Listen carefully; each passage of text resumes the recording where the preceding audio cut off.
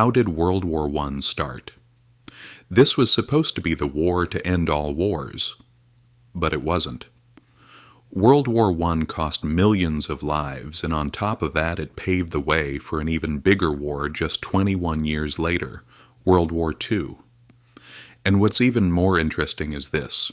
It was the first time in history that countries from all around the world were involved in a single war at the same time. And here's the most important part. A war this big didn't start because of just one event, but because of a series of wrong decisions piling up. So what really happened? It all started with an assassination. The event that ignited World War I happened on June 28, 1914. Archduke Franz Ferdinand of the Austro-Hungarian Empire and his wife were assassinated in Sarajevo. The person who carried it out was a Serbian nationalist named Gavrilo Princip. But here's the important part. This assassination wasn't really the cause of the war. It was just the spark. In fact, it was the long-expected spark that finally lit the fire. The real question is, why did that spark turn into such a massive explosion? Europe was already ready to explode. The war had actually been coming for years. Serbia, especially after the Balkan Wars, wanted to grow stronger and expand its territory. But this made Austria-Hungary uncomfortable. Because if Serbia grew stronger, the Slavic people within Austria-Hungary might start to rebel, so the tension was already there. The assassination was just the final straw. Germany steps in. This is where things get even more complicated. Germany's leader, Kaiser Wilhelm II, wanted to be the most powerful country in Europe.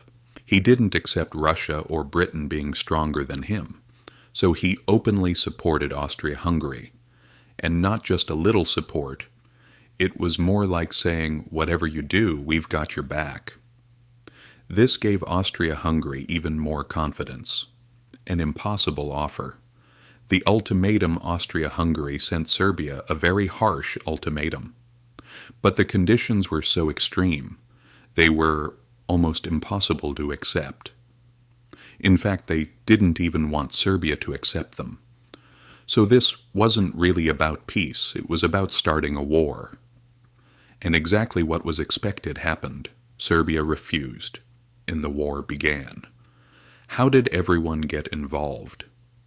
This is where things really escalate. The war didn't stay between just two countries.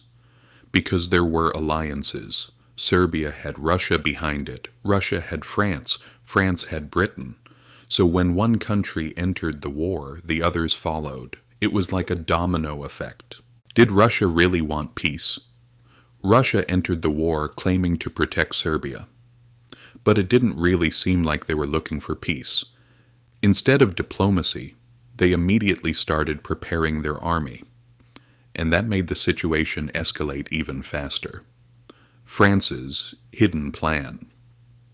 France looked calm on the outside, but behind the scenes, it was supporting Russia, because it feared Germany. If Germany got stuck fighting on another front, it would give France a huge advantage.